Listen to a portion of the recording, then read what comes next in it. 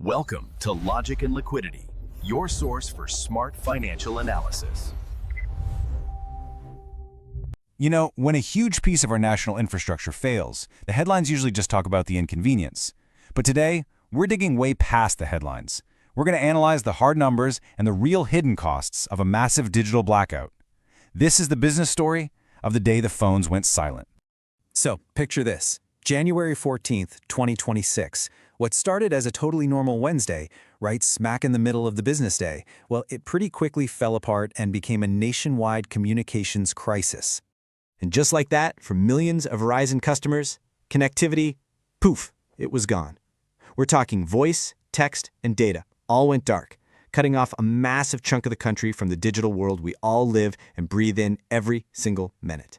And this right here was the symbol of the whole crisis, that dreaded SOS Only message that suddenly replaced the familiar signal bars. Think about it. It turned your phone, your lifeline, your critical business tool into nothing more than a little emergency beacon, basically signaling a nationwide distress call for our entire digital economy. All right, so here's how we're going to break this all down. We'll start with the timeline of the blackout itself, then we'll quantify the staggering price of all that silence. After that, we'll explore a really strange paradox on Wall Street, uncover the hidden costs that go way beyond the balance sheet, and we'll finish up with the critical lessons every business needs to learn from this. So first, let's talk about the sheer scale of this thing. This wasn't some quick glitch. We're talking about a nearly 10-hour shutdown of essential infrastructure, and it all went down right in the middle of the workday. You can see on this timeline just how fast everything went south. The first reports started flooding in right after lunch on the East Coast. Just 30 minutes later, Verizon confirmed there was a problem. But it took the rest of the business day and well into the evening to get the network back online, creating this huge, gaping window for economic chaos. Okay, so let's get to the bottom line. What was the price of that silence? This wasn't just, annoying. This was a multi-billion-dollar economic disaster, and we can actually show you exactly how we get to that number. So let's start small, or, well, not so small. For a single large company, every single minute of IT downtime costs, on average, over $33,000. That's in lost revenue, lost productivity. I mean, that is just a serious financial bleed every single minute that ticks by. So what happens when you take that number and multiply it by the 10 hours, that's 600 minutes, of the Verizon outage? You're looking at a potential loss of around $20 million for one single company. Now just imagine that hitting thousands of businesses all at once. And here's the big one, the macro number. Based on the established models for network downtime, the estimated total hit to the U.S. economy from this single event was a staggering $4.6 billion. And that's not just people missing calls, no way. We're talking about commerce grinding to a halt, employees with nothing to do, and supply chains completely breaking down.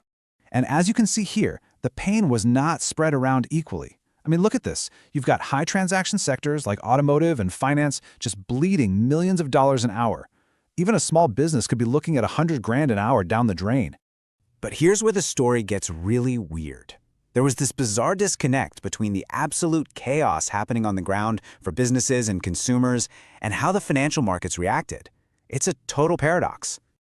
Get this. On the exact same day, the U.S. economy was taking a multi-billion-dollar hit and Verizon's network was in shambles. Their stock price actually went up by more than 2%. So what on earth was Wall Street looking at that the rest of us weren't? This chart just lays it all out, plain as day. Verizon stock didn't just weather the storm, it actually crushed the broader market. So investors weren't just ignoring the bad news, they were actively buying into the company. The question is, why? And the answer is, well, investors were playing a totally different game. They were focused on the long-term money, the upcoming big earnings report, that rock-solid dividend, and the fact that the stock is seen as a safe bet in a shaky market. To them, the outage was just a blip, a temporary headache that wasn't going to sink the financial mothership. But, Wall Street's reaction?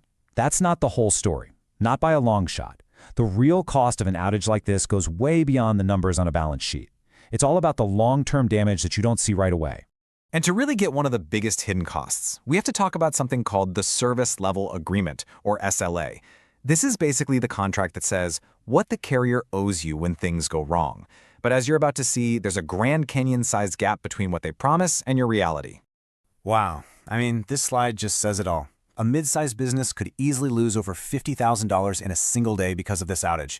But under their contract, their SLA, the absolute most they could hope for is a credit for 1 day of service, which comes out to about $33.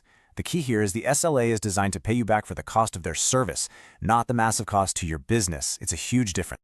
And the damage just keeps piling on from there. It can take a good 2 months for a brand's reputation to even start to recover. The FCC immediately launched an investigation, which could mean big fines down the road.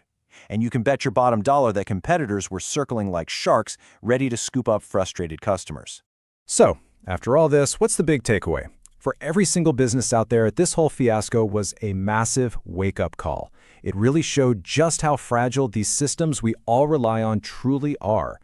You know, the data on why these outages even happen in the first place is pretty eye-opening.